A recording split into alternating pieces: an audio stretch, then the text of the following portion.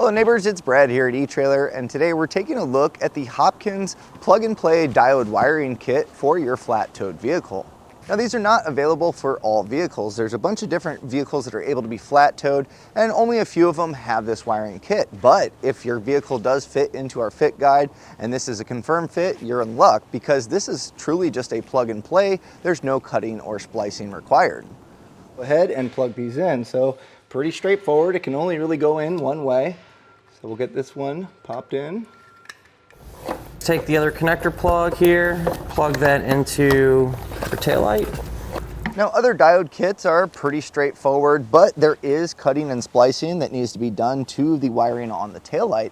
And a lot of these small taillight wires from the factory are pretty small, and you're putting spade connectors on there, and they do work well, but if you do have a loose connection, you may have faulty wiring, and there are quite a few points where you're going to tie into those. And that's the glory of this kit. You can literally just plug this in and it's going to be a factory style connection, making it super easy. You don't have to worry if all of your crimps were done properly.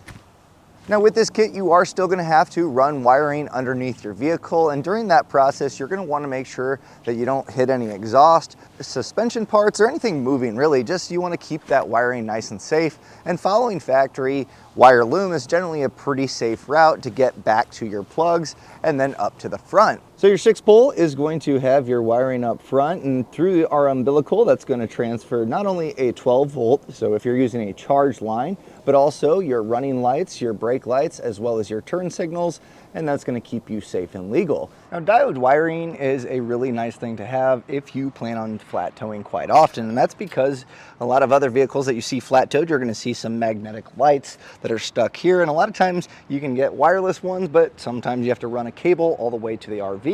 And diode wiring is just nice because when you plug in your umbilical, not only can you send 12 volt power through there to a charge line if you want to, but also you're going to mimic all the turn signals, running lights, and brake lights on the towed vehicle. Now diode wiring is going to be part of the 5 main components required for flat towing your vehicle. So along with that, you also have your base plate, which is going to be the attachment point on the front of your car, your tow bar, which will connect the two.